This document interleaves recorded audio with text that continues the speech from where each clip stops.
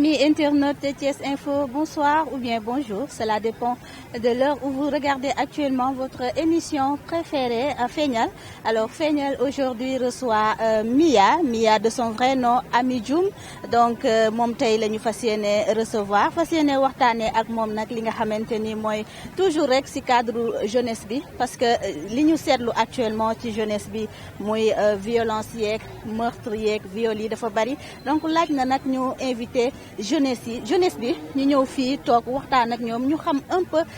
seeni idée par rapport à tout ce qui se passe actuellement au Sénégal donc du ñu def rek lu dul am l'immense plaisir aujourd'hui de recevoir la belle Mia moom la ñuy recevoir tout à l'heure alors nag du ñu def rek lu dul accompagner ko ak sama caméraman donc Mia voilà donc Mia comment vas-tu? Merci merci d'avoir répondu à notre invitation. Plaisir est partagé, merci beaucoup. Prenez place. Voilà comme ni ma leen ko waxee woon tout à l'heure Mia elle est mannequin gis ngeen ko nu mu dugg see machallah elle est très coquette très belle machallah donc merci beaucoup donc merci beaucoup ci ni nga accepté suñu invitation comme je vous le disais tout à l'heure tey suñu invité du jour mooy Mia elle est mannequin mais également dafay suivre li nga xamante ni mooy génie civil donc machallah mu nekk jeune donc tey moom la ñuy invité ni ma leen ko waxee tout à l'heure duñu def lu dul bàyyi ko rek mu nuyoog askan bi di seetaan. Merci beaucoup Khadija. Bonsoir Khadija, bonsoir chers internautes yu ñuy seetaan. Je m'appelle Ami Dioum, plus connue sous le nom de Mia. Je suis étudiante en génie civil à l'ESTI de Thiès. Et en même temps, j'évolue dans le milieu de la mode en tant que mannequin et modèle. Et je te remercie pour cette invitation. C'est vraiment un grand honneur pour moi. Et di ziar mbokk internautes yu ñuy seetaan di leen dalal ak jàmm.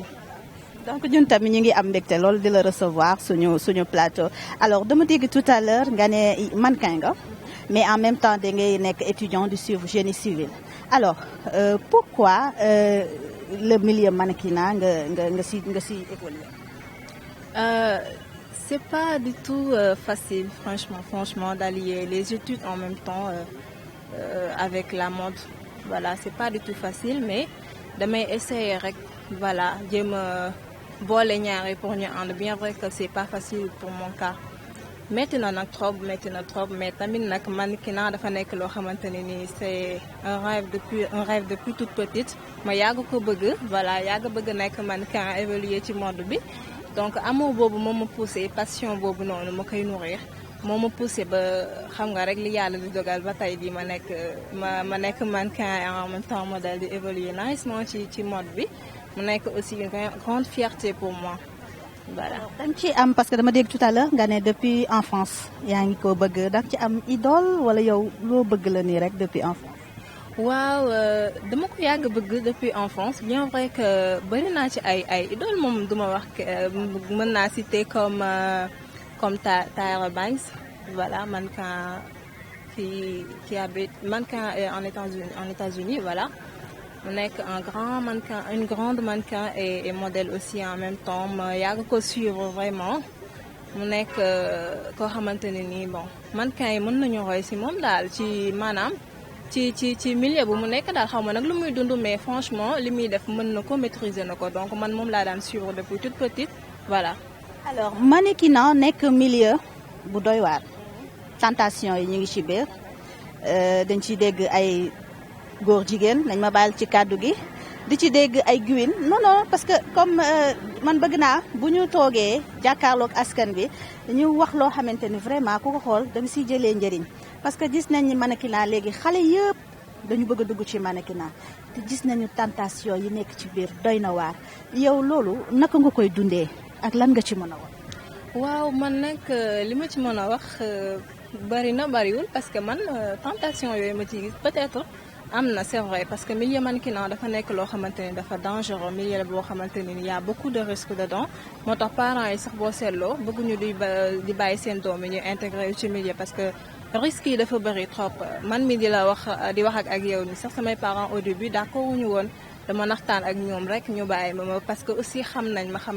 man may kan voilà xam nañ ban genre nit la xam nañ lu ma capable def ak lu ma capable def ko donc confiance boobu noonu ñu am ci man moo tax ñu bàyyi ma dem defi mannequinat mais nekk na milieu boo xamante ne nii bon maa ngi incité jeunes yi bon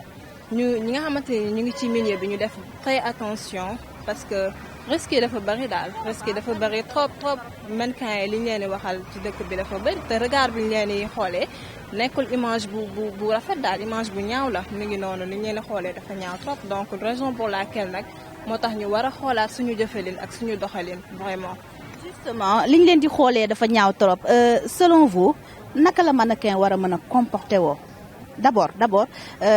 pour boo bëggee dugg ci mannequinat muy góor muy jigéen vraiment ban comportement nga war a mën a am pour vraiment dugg ci milieu mannequin et boo ci duggee aussi naka nga mën a def ba mucc ci problème yooyu noonu. waaw comme ni ma ko waxee sànq rek mannequinat milieu bi dafa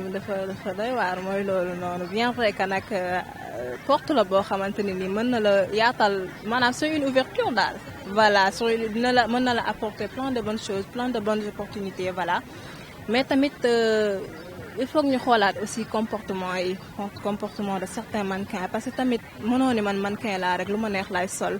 lu ma neex laay def milieu bu ma neex laay dugg et tout ça non mannequin dafa war a joxe une bonne image un bon exemple autant pour moi nekk benn modèle parce que ñun suñu métier bi dafa noble voilà j'ai l'habitude de le dire suñu métier bi dafa noble parce que nit ki ñëw accepter sol yére yi xam nga mën nga dem défilé ñuy solal du n'importe quel yére yoo xam que ce soit mu sexy ou pas te da ngay accepter loolu parce que boo xasee ba dugg ci milieu bi rek jeex na da ngay engagé wu nga ñu solal la lii nga défilé ko xam nga loolu rek dafa rëy quoi ak yaram ni mu mel nga exhibé ko xam nga mooy loolu noonu moo tax métier bu noble la dañ ko war a fonk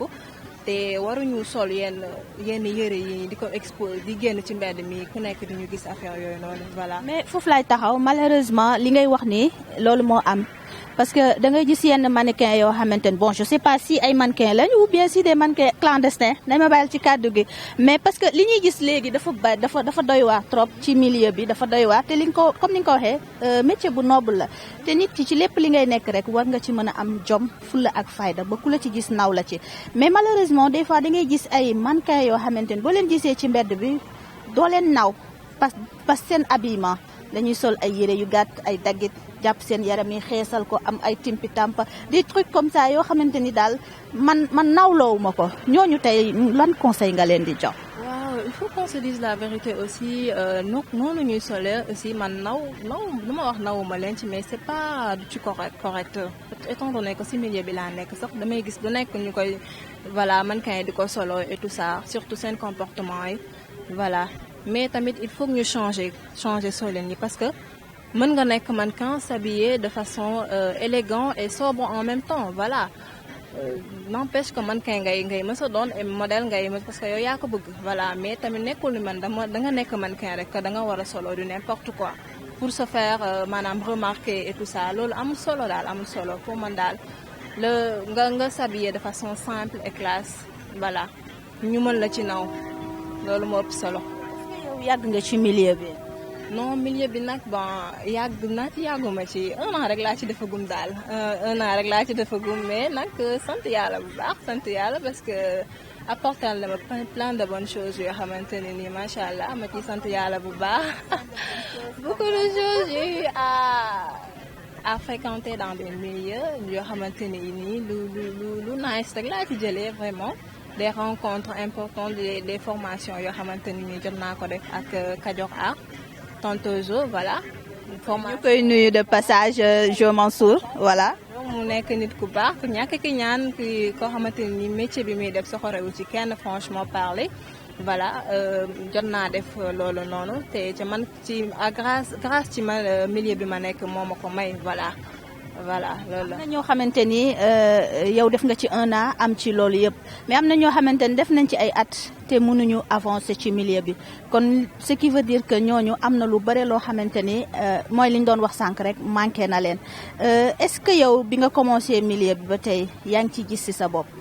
maanaam ci wàllu xaalis en dehors formation yi nga wax ak yooyu est-ce que yaa ngi ci gis sa bopp ci wàllu xaalis ak yooyu. xaalis bon mannequinat bon boo ci bëggee boole ay xaalis yi nii bon du dem franchement parler parce que. base bi mooy amour bi nga ci am d'abord passion bi parce que ñun ñi ci nekk koo ci laaj danaa la passion moo ma ci dugal mais mannequinat pour dire la vérité franchement amul noonu xaalis daal ko moo la ji mais nag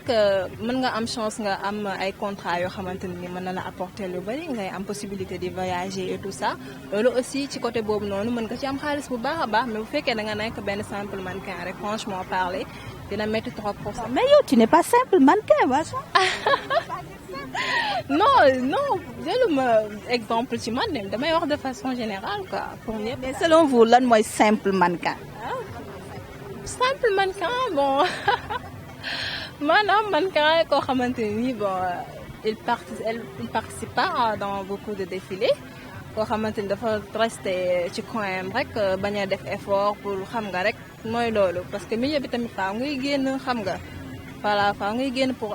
saisir yenn opportunités yi nii voilà loolu mooy tax nga jëm ci kanam daal gën a kii voilà. alors gis nañ ni souvent yenn saa yi nga gis comme yow. man kay am taille bu nice macha allah xam nga fine rafet mais des fois nga gis koo xamante ni ku mel ni man da ngay gàtt am yaram donc est-ce que kooku gis ngeen ni war na mën a évoluer normalement ci milieu man. waaw taille yi da ciy compter parce que waaw taille yi da ciy compter bu baax parce que mënoo tamit nekk benn neen baal si kàddu bi lu muy defal kii daal xam nga tamit loolu gis nañ ko ba taille dañuy gis ko tuuti gàtt ba yoru taille bi amul sax 1m65 non pas yow am nga ñëw sut sax am nga ñëw ci sut ñu bari ñëw bëgg a def mannequinat loolu tamit sottul loolu boobaa mannequin national ngay nekk xanaa sa biir dëkk ngay yem voilà nga défilé mais mënoo nekk mannequin international ça moom c'est pas du tout kii. alors ñu ñëw tuuti nag ci formation bi ngay def génie civil donc lu tax nga préféré def formation génie civil. waaw question boobu dama ciy kontaan trop tontu ci dama ciy sawar parce que métier bi bon dama ko yàgg a bëgg boog métier génie civil dama ko yàgg a bëgg depuis toute petite loolu moom yàgg nekk sama rêve mais nag dama dem ba ma xool bi ma amee bac après dama ni woon bon je vais plus choisir de faire le génie civil damay xool beneen formation ma def ko affaire yooyu noonu parce que génie civil nekk na métier boo xamante ni dañ naan parce que dama ci daan dégg la ñu naan dafa métti et tout ça pression bi ci nekk et tout ça métier góor la yooyu noonu la ñuy wax d'habitude après samay parents gën ma ci inciter gën ma ci kii jox courage ak et tout ça ma ne pourquoi pas ma dem def métier génie civil mu nekk loo xamante ni tamit vraiment kii na daal ah non waaw maa ngi ci 2 ans deuxième année wi métti waaw non méttiwul sax comme niñ koy xalaatee naan génie civil dafa parce que même man avant noonu laa ko daan xalaatee naan génie civil dafa métti affaire yooyu non je vais choisir une autre formation mais bi ma ci duggee ba léegi franchement parler rëccuwuma ko comme niñ ko affaire yi jàng la daal pour man jàng la rek mënoo toog nii rek naan lii dafa métti duma ko def non il faut avoir le courage d'essayer tamit voilà nga gëm sa bopp am confiance en soi gëm ni lii boo ko defee di nga ci génn nga jàng bu baax tamit voilà jàng bi tamit am na ci solo. alors naka ngay cumuler entre mannequinat bi génie civil bi ak la famille parce que mannequinat yenn saa yi nga dem défilé guddee. métier bi neexul gérer ak ma ko mën a waxee sax avec la société je peux dire surtout nga nekk ci famille boo xamante ni dañoo gëm diine. man franchement parler ci famille boobu laa bokk famille boo xamante ni dañoo gëm diine famille pudique surtout sama yaay moom elle est très pudique macha allah dafa am diine moo tax bi may dugg ci milieu bi métti woon na trop mais après dafa am confiance ci man rek xam na ni man mii kat lii bëgg naa ko sama passion la te moom aussi am na confiance ci man moo tax mu bàyyi ma dem def kii métier mannequinat oui. on peut dire que ni tu as le soutien de tes parents. voilà j'ai le soutien de mes parents sama papa aussi amul problème boobu noonu après ma ko expliquer comprendre na ma mu bàyyi ma j'ai eu à faire des défilés yoo xamante ni dama koy tàgg mu bàyyi ma sama papa. voilà am na benn défilé bu ma defoon benn concours Miss Petite Côte à Mbour jour boobu dama ko tàggu bi may ñibbi sax si guddi gi moom ma ubbil porte bi voilà. boo ubbil porte bi bu nekk loo xamante ni nii vraiment je la remercie pour ça daal aw ma seen fay daal vraiment ci compréhension boobu ñu am ci man.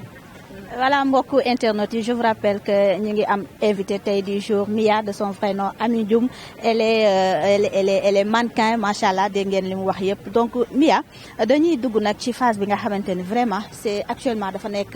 comment dirais-je dafa nekk actualité muy jeunesse bi léegi gis nañ ni viol yi bëri nañ gis nañ ni meurtre yi bëri nañu gis nañ ni daal jeunesse bi actuellement daal doy na waar torop te lépp rek si suñu génération bi la alors meurtre yi nga xam ñu ngi koy def jigéen ñi ak viol yi nga xamante ni ñu ngi koy def jigéen ñi selon yow en tant que jeune lan nga yaakaar ni moo andi loolu. waaw merci beaucoup ci question bi c'est vraiment intéressant te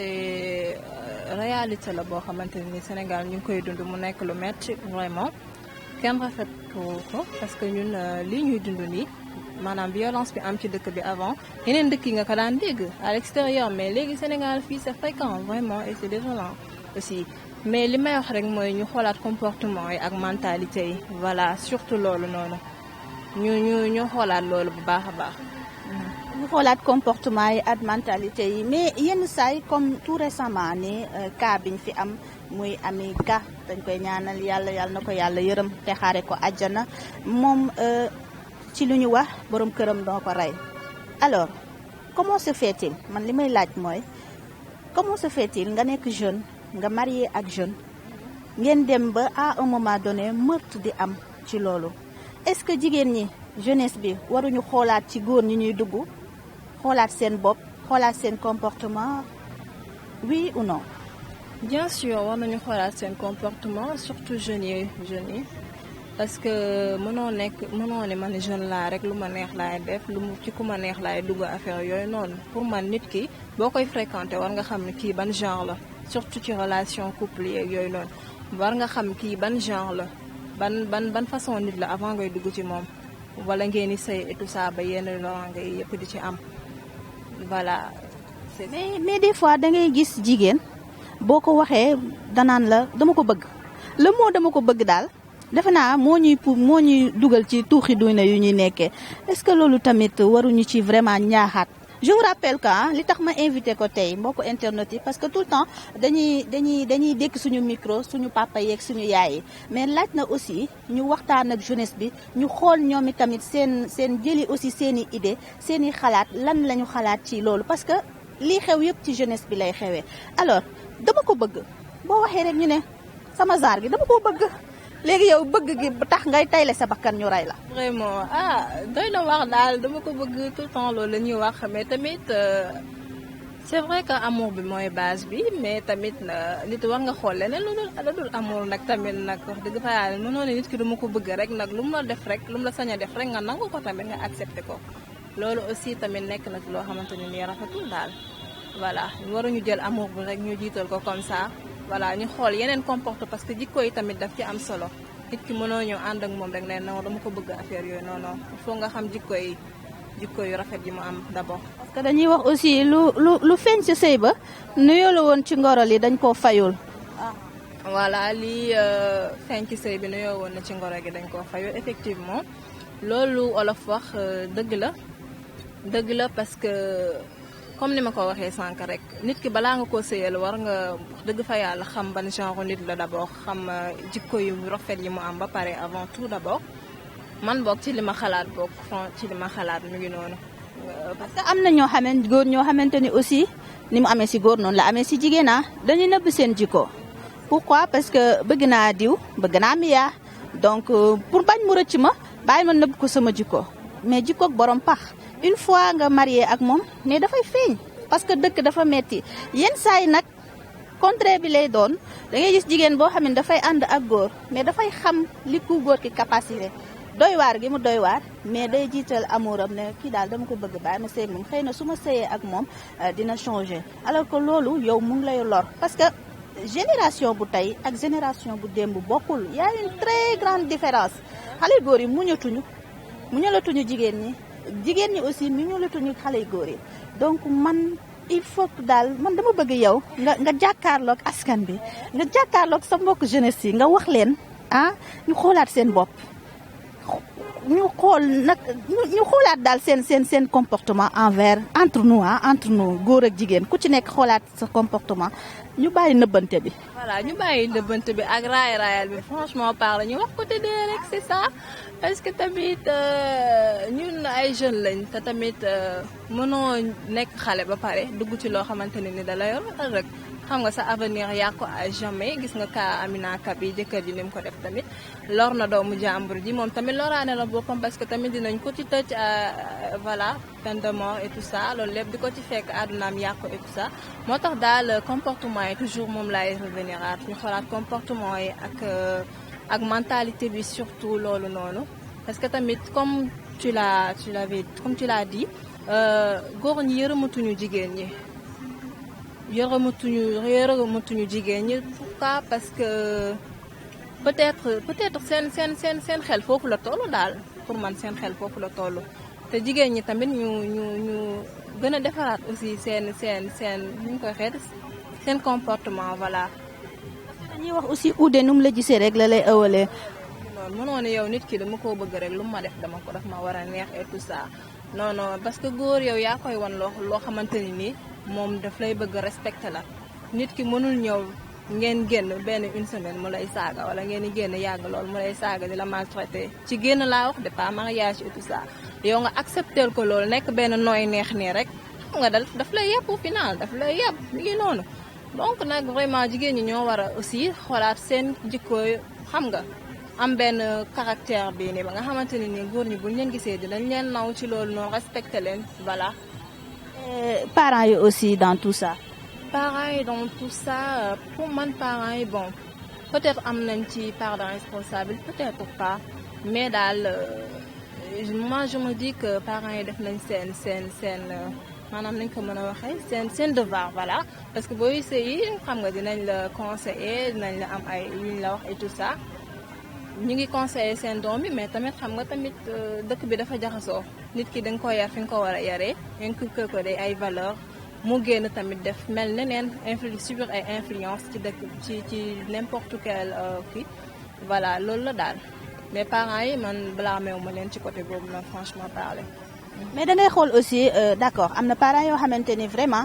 ñu ngi yar seen doom yi bu baax valeur yi war ci seen doom yi ñu ngi koy def mais xëy na jamono moo tëradi ba nga xamante ni xale bu ñu génnee def lu leen neex te yow doo sax yëg mais par contre am na contraire am na parents yoo xamante ni dafa mel ni dañu jur seen doom ragal leen loolu tam mu nekk danger boo xamante ni ci dëkk bi bokk na ci li tax xale yi di gën a am fitu def yenn yi parce que ndéem sa parent moo la ñemewul wax dara kon ki nekk ci biti bu la waxee dara loolu du am sens ci yow. du am sens mi ngi noonu foofu ngay waxee da nga entrer dans le cadre de l'éducation moo tax éducation dafa am solo parent bu nekk war nga éduquer sa doom de telle manière benn manière boo xamante ne nii du la manquer de respect et tout ça voilà du la manquer de respect dina la respecter bu génnee ci mbedd mi dinañ ko naw et tout ça voilà quoi. alors lan ngay ressentir tey soo gisee sa moroomu jigéen ñu koy toroxal genre violence wala rey lan ngay ressentir. daf may metti trop franchement ça fait mal au cœur parce que jigéen xelam matul et tout ça comme on a l'habitude de le dire te ñun aussi dañoo fragile te violence yi ñuy subir yëpp góor ñi ñoo ñu koy teg donc ñoom ñoo ñu war a comprendre ci côté boobu noonu ñu arrêter violence bi et tout ça voilà quoi. voilà donc arrêter violence bi daal tout ça di leen fàttali toujours rek yéen a ngi seen biir émission tey ñu dalal mannequin mag bi di Mia alors Mia li ma bëgg a laaj mooy est-ce que ñu dellu si waat tuuti ci mannequinat est-ce que à Thiès mannequin mi ngi dox mannequinat mi ngi dox comme ni mu war a doxee comme à Dakar comme si yeneen dëkk. bon maa ngi dégg nag ñu naan Thiès mannequinat doxu fi mais man nag peut-être gisuma loolu noonu bien vrai que waa ci bien vrai que bon c'est vrai que nag bon li nga wax sax am na benn côté mais du ñëpp parce que am na ñu koy dundee autrement quoi am na ñoo xamante ni ñu ngi dund fii mode bi à Thiès vraiment mais nag c'est vrai que Dakar la gën a peut-être yeneen régions yi Dakar Saint-Louis tout ça la gën a doxee mais Thiès fii nii moom c'est rarement nga gis fi ay yenn défilé yooyu noonu c'est rare moom ça moom c'est vrai. alors selon toi lan moo tax mu raar parce que gis nañ ni vraiment Thiès bëri na ay mannequin bëri na ay tailleur loolu sax macha allah mais également bëri na ay agence est-ce que yaa ngi ci agence yow wala da nga non. waaw man maa ngi ci agence de mannequinat oui.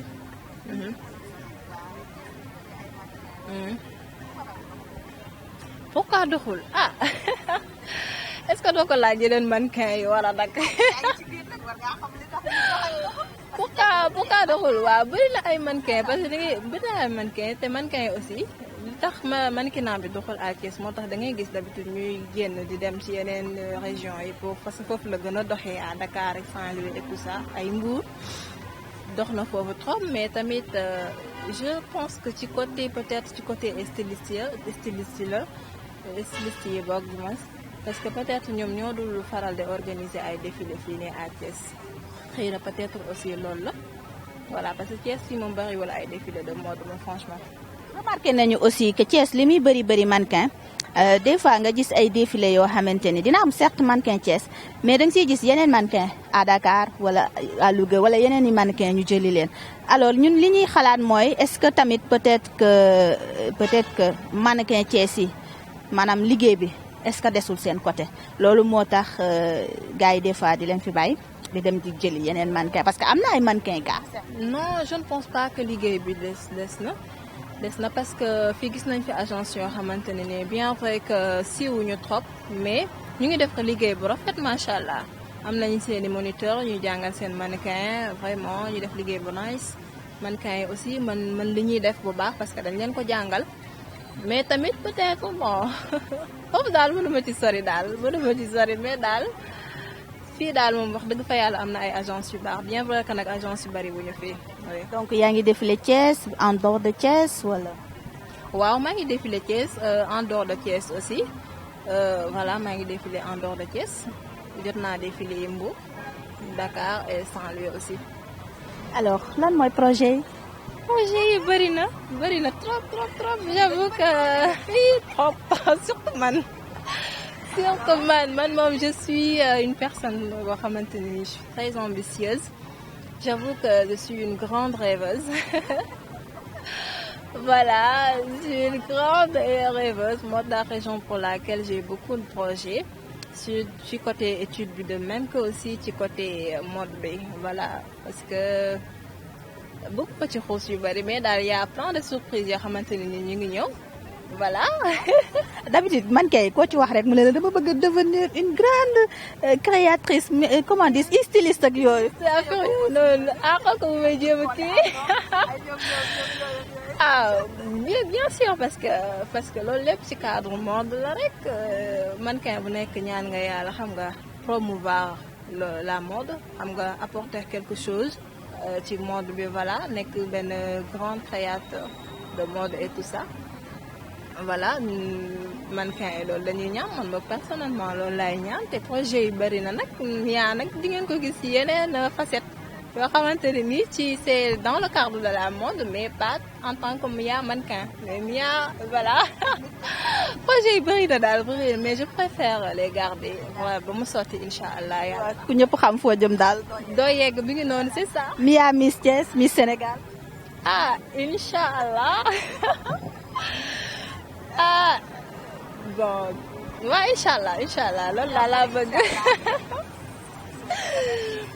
bien sûr souhaité naa nekk Miss Thiès nekk Miss Sénégal parce que étant mannequin et modèle loolu laay yàgg ñaan sama àdduna parce que depuis toute petite loolu laay rêvé loolu laa doon rêvé àgg fa sori ci milieu mode bi dem ba nekk Miss nekk mannequin de renommée internationale voilà loolu laa bëgg mais tamit bon Miss Sénégal aussi maa ngi ci yàlla baax na voilà c'est ça que je veux voilà yàlla baax na daal. alors je pense que émission bi li ci des bëriwul li ma lay mujjee laaj rek mooy tey lan mooy sa cri du cœur qu'est-ce que tu as envie de dire tey lan moo nekk sa xol loo xamante ne tey bëgg nga ko wax àdduna bi dégg la genre cri du cœur. waaw man nag sama cri du cœur mooy comportement jeunes yi de nos jours voilà surtout violence bi man damay à chaque fois côté boobu noonu damay bëgg di ci débattre parce que violence bi léegi Sénégal daf fi bëri trop vraiment léegi dañuy essayer di imiter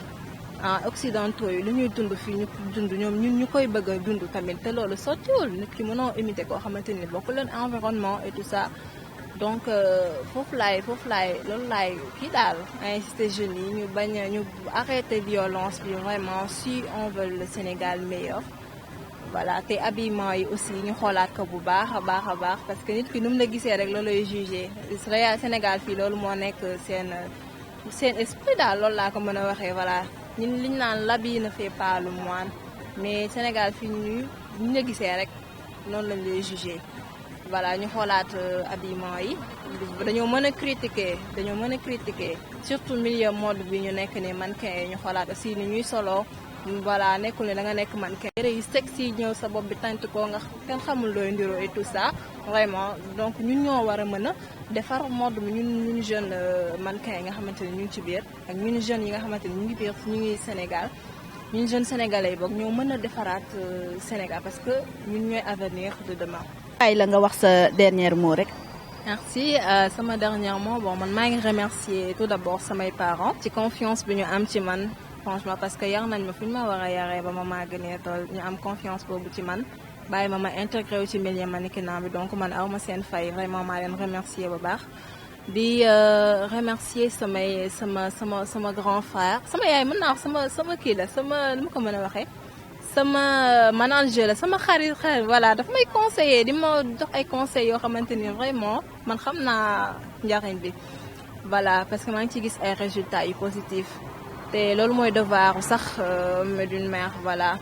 te tamit c'est ma manager en même temps voilà daf may conseiller même émission bi may ñëw sax daf ma doon conseiller di ma kii xam nga naan ma ni nga war a comporter woo nii et tout ça xam nga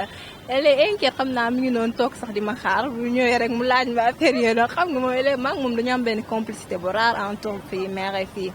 voilà di remercier aussi sama grand frère moom aussi mooy dama bëri ay manager nag dama bëri ay manager voilà au sein de ma famille surtout sama grand frère depuis Italie tamit sama manager la may conseiller sama grande sœur depuis Canada maa ngi koy nuyu de passage di remercier aussi un grand homme un grand styliste un créateur de mode koo xamante ne nii c'est reconnu dans le milieu du mannequinat et c'est un styliste international voilà maa mu ngi tudd Hof moom aussi sama manager la mu may conseiller bi may ñëw aussi mu may conseiller et tout ça voilà bëri na yu bëri yoo xamante ne nii apportel na ma ko ci côté mode bi ay opportunités yu bëri voilà te ñu ngi liggéey ci affaire yu nice yoo xamante ni surprise la macha allah dina ñëw maa ngi koy remercier daal parce que li ma xamal ci mode dafa bëri voilà te c'est occasion la tamit ma remercier comme donc maa ngi jaajëfal ñëpp voilà merci beaucoup di la jaajëfal aussi di la remercier bu baax di remercier caméraman Abou voilà di ko remercier aussi merci beaucoup. donc Mia maa ngi lay remercier bu baax ci invitation bi. en plus kontaan naa lool macha allah parce que li nga fi wax yëpp téere la am na solo lool voilà donc chers internautes l'émission tire à sa fin di leen fàttali rek ñu ngi dalaloon mannequin bu mag bi sama xarit bi di Mia de son vrai nom Ami Dioum voilà donc saa su ne rek ak li ñu leen di andil comme programme ci Thiès Info donc ñu ngi sant ñëpp. di gërëm ñëpp gis nañ ni yéen a ñuy suivre partout dans le monde mu nekk loo xamante ni lu ñu neex la et en plus lu yokk suñu courage la ñun ñi nga xamante ni ñooy toog devant l'écran donc di santaat mbooloo mu kilifa diine ak kilifa aada ñi nga xamante ni caabi da leen féete ginnaaw suñu borom génne leen ñi nga xam ne dañoo tëdd ci hôpital yi feebar suñu borom fëgg seen bopp ñi ñaanal ñëpp jàmm ci barke Seydina Mohamed dégg nañ ci yéen jaa ngeen jëf et à très bientôt incha allah.